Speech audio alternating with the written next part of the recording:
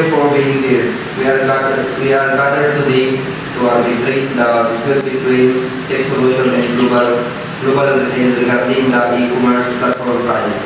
Please state your names and title for the record. John Claude Cordero, Project Manager, Tech Solutions. Raisen Tolyo, Head of E-commerce Global Retail. Thank you. As you know, we will follow the agreed upon arbitration procedures.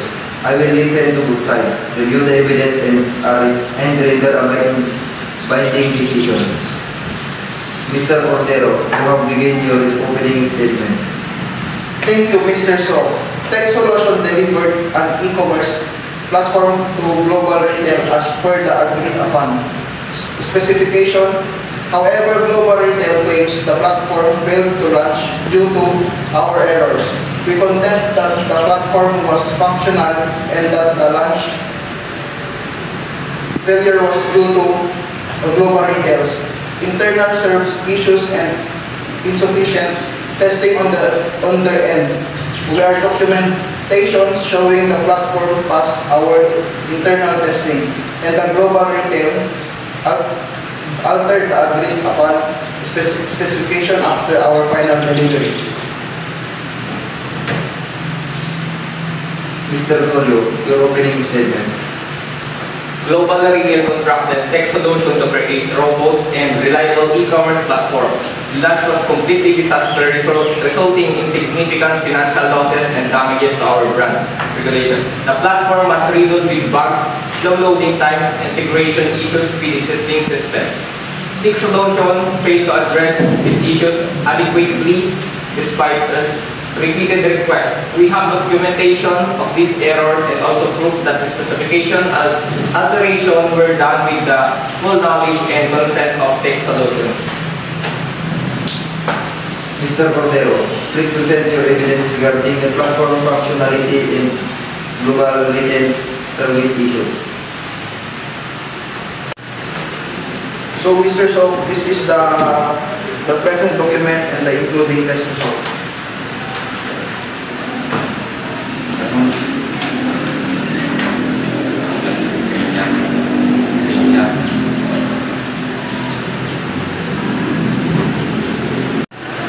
Mr. Tolyo, your response. This is the screenshots of error message, customer complaints, and internal records.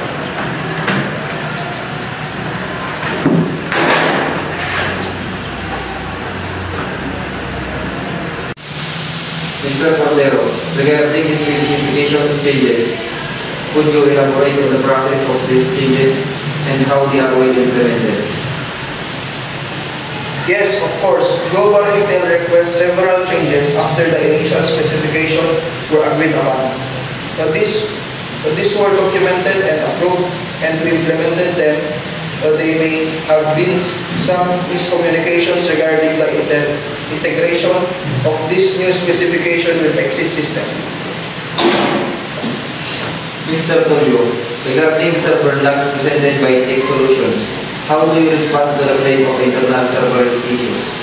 Our internal server launch showed no significant issues during the launch period.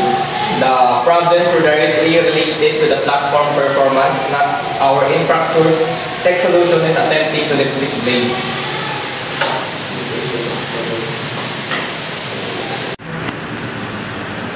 Is there any clarification, Mr. Tolyo? Answer. Mr. Cordero? None, sir. Thank you. I have reviewed the presented evidence and listened to your arguments. I will now take some time to deliberate. I will issue my decision in writing within 1 day. The next day. After careful consideration of the evidence and arguments, I have reached a decision. Therefore, I find that Tech Solutions is partially responsible for the platform's failure due to inadequate testing and integration of the specification changes. However, Global Retail is also partially responsible due to insufficient internal testing and acceptance of the altered specifications. I award Global Retail 25,000 in compensation for financial losses. Tech Solution is also required to provide technical support for the 48 hours to clarify the remaining platform issues. This decision is binding. So this is the copies of the decision.